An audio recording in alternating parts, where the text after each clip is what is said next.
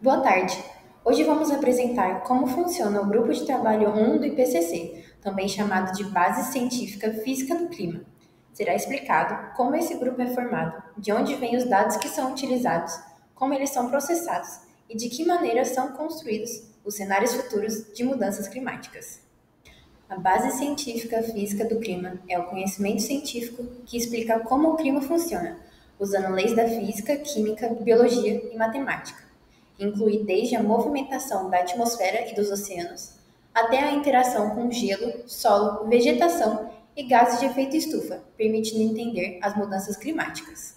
Sua importância se dá pela possibilidade de entender as mudanças climáticas e poder diferenciar o que é natural do que é causado pelo homem, criando cenários futuros confiáveis. Sem essa base, não seria possível a identificação de vulnerabilidades específicas, nem o planejamento de estratégias eficientes, políticas públicas, planos de adaptação ou mitigação, nem orientar a sociedade sobre os riscos climáticos. O IPCC é um esforço global, colaborativo e multidisciplinar. Isso se mostra na organização do Grupo de Trabalho 1, que é formado por cientistas voluntários de diferentes países. Eles são indicados por universidades, centros de pesquisa e governos, e depois aprovados pelo IPCC. No sexto relatório de avaliação de 2021, participaram 234 autores principais, vindo de 65 países. Além deles, houve mais de 500 colaboradores e cerca de 14 mil comentários de revisores. O Grupo de Trabalho 1 se organiza em capítulos temáticos. Cada capítulo é coordenado por um conjunto de cientistas, chamados de coordenadores de autores principais. Os capítulos temáticos consistem em observações atuais do clima, compreensão dos processos físicos e químicos, avaliação de eventos extremos e modelos climáticos e cenários futuros. A criação da redação é coletiva, e cada capítulo passa por várias rodadas de revisão internacional para garantir a qualidade científica e imparcialidade. Uma pergunta que merece atenção é de onde saem os dados usados pelo Grupo de Trabalho 1. O estudo do clima depende de informações e dados que são coletados de diferentes fontes que ajudam a entender tanto os cenários do passado quanto o do presente. Os dados obtidos vêm de observações diretas, através de estações meteorológicas, satélites, navios, boias oceânicas e medições em geleiras. Registros paleoclimáticos, como anéis de árvores, núcleos de gelo na Antártida e sedimentos marinhos, que mostram como o clima variou em milhares de anos. Bases globais de dados, como o RADCRUT, do Reino Unido, o GIS, da NASA, nos Estados Unidos, e o SMWF, da Europa, além da análise de dados coletados ao decorrer dos anos para se ter um panorama histórico das variações climáticas. Depois que os dados são coletados, eles passam por análises estatísticas rigorosas. Os cientistas procuram identificar tendências globais e regionais, eliminando erros de medição e ajustando lacunas de informação. Por exemplo, se uma estação meteorológica mudar de lugar ou tiver falhas no registro, isso precisa ser corrigido. Se satélites diferentes apresentam pequenas diferenças, os dados são calibrados. Esse processo garante que as séries temporais sejam confiáveis e comparáveis ao longo do tempo. As mudanças climáticas têm como uma de suas principais consequências a intensificação dos eventos extremos. Os eventos climáticos globais atuais não são apenas uma constatação científica, mas um alerta urgente sobre os impactos da ação humana sobre o sistema climático da Terra. O Climate Change, relatório de síntese de 2023, que reúne e resume os principais achados do sexto ciclo de avaliação do IPCC e o sexto relatório de avaliação, um conjunto de relatórios publicados entre 2021 e 2023, confirmam que as mudanças climáticas já estão intensificando os eventos extremos em todas as regiões do planeta. Os relatórios destacam as secas prolongadas que afetam a disponibilidade de água, reduzem a produtividade agrícola e aumentam o risco de queimadas. As ondas de calor são mais frequentes, intensas e duradouras, trazendo riscos à saúde humana, perdas agrícolas e sobrecarga nos sistemas de energia. As enchentes provocadas por chuvas intensas em curtos períodos causam danos em áreas urbanas, perdas econômicas e desabrigados. e os deslizamentos, que são consequência das chuvas fortes, especialmente em áreas de relevo íngreme, como ocorre em várias cidades brasileiras. O grupo de trabalho 1 do IPCC mostra com dados científicos que o Espírito Santo é especialmente vulnerável às mudanças climáticas por causa da sua diversidade climática e pela influência de diferentes sistemas meteorológicos. Um exemplo claro são os eventos extremos de chuva. Quando temos chuvas muito intensas em um curto período, elas podem provocar inundações, deslizamentos de terra, prejuízos à agropecuária, à indústria e ao turismo, além de aumentar riscos à saúde e à vida humana. No estado do Espírito Santo, contamos com situações marcantes registradas em 2013, um ano em que chuvas excepcionais provocaram enchentes, enxurradas e deslizamento, afetando 55 municípios, deslocando mais de 60 mil pessoas e causando 26 mortes. Esse tipo de evento entra para os registros climáticos que o Grupo 1 do IPCC utiliza para identificar tendências regionais e comparar com padrões globais.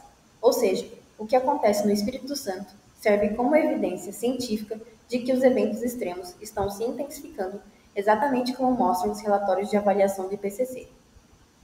A climatologia regional do Espírito Santo, em específico, as zonas de convergência do Atlântico Sul e os sistemas frontais, são fenômenos climáticos monitorados regionalmente e que os dados coletados sobre eles como intensidade da chuva, duração e frequência de extremos entram nos bancos de dados analisados pelo IPCC.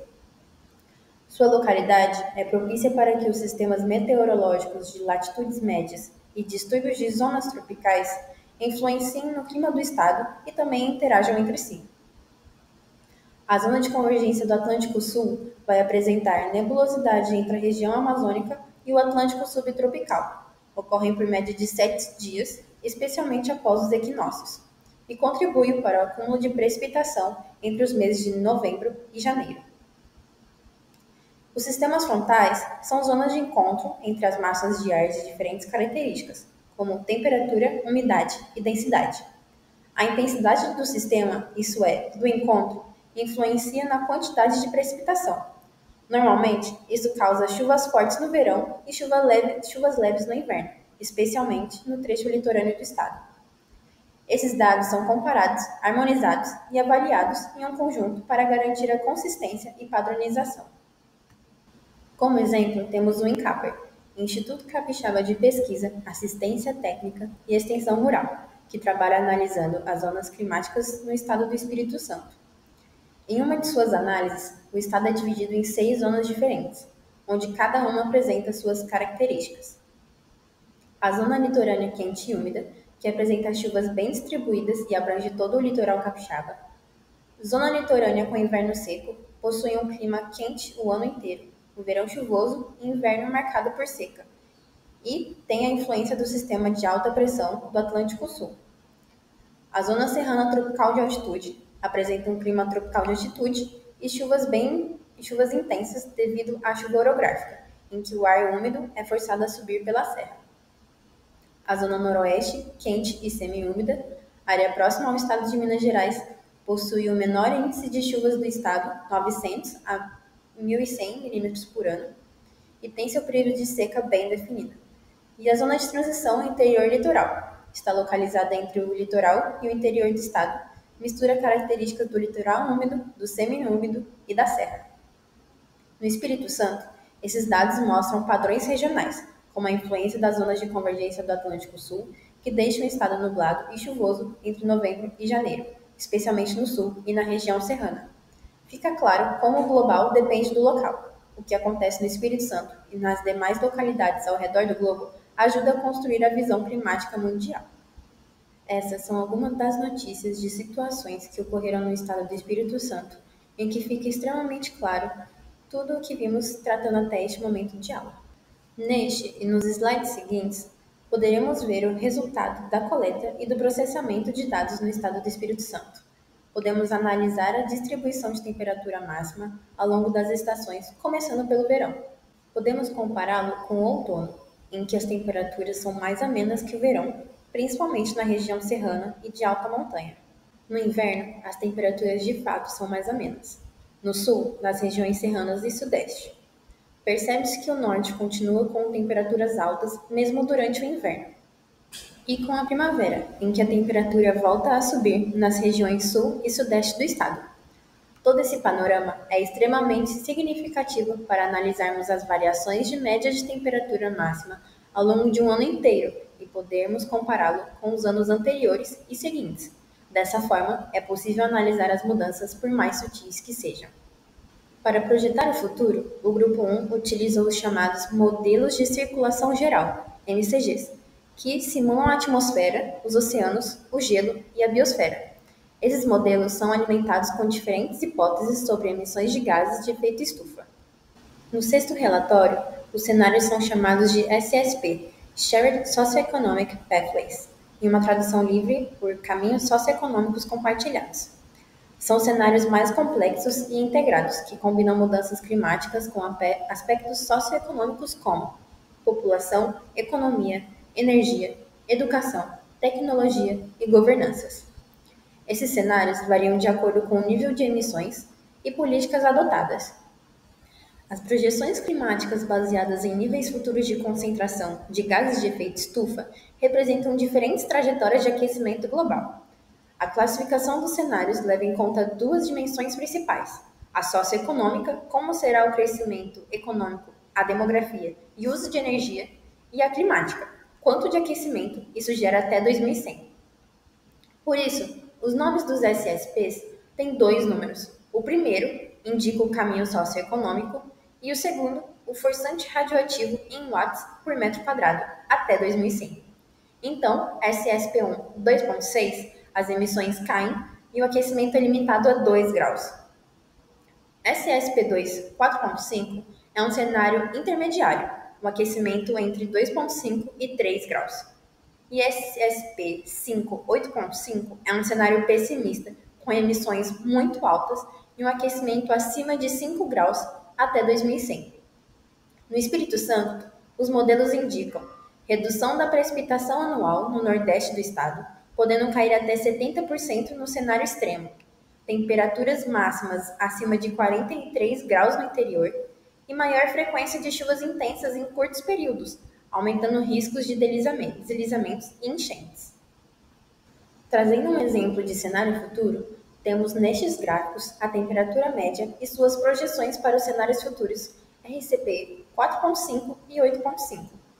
No cenário moderado, 4.5, temos uma projeção de elevação média de 2 graus e no cenário extremo, 8.5, uma elevação de 4 graus até o final do século. E aqui temos gráficos referentes à temperatura máxima em relação à média histórica entre 1975 e 2005 e suas projeções para os cenários futuros RCP 4.5 e 8.5, que também conta com uma projeção de elevação média de 2 graus no cenário moderado e até 4 graus, podendo atingir até 41 graus e acima de 43 graus no cenário extremo até o final do século. O Espírito Santo é um dos estados que já possuem um plano estadual de adaptação às mudanças climáticas, que discute os cenários climatológicos futuros que foram obtidos com base nas simulações numéricas a partir do modelo regional.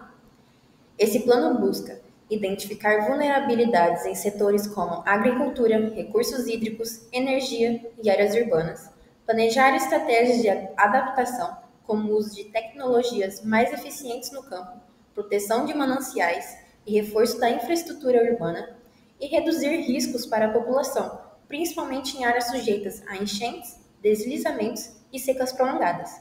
Com isso, o Estado se antecipa às previsões científicas do IPCC e busca proteger sua população e sua economia frente às mudanças climáticas. Resumindo, o Grupo de Trabalho 1 é a parte do IPCC que mostra, com base em ciência sólida, como o clima funciona, o que está mudando e quais são os cenários possíveis. Ele é formado por cientistas de dezenas de países, incluindo brasileiros. Ele trabalha com dados de satélites, medições diretas e registros paleoclimáticos. Processa essas informações em modelos climáticos avançados e apresenta cenários que orientam governos e sociedade. Não apenas o Grupo de Trabalho 1, mas todo o IPCC é é um esforço coletivo global que garante que tenhamos informações seguras, baseadas em evidências, para enfrentar a crise climática.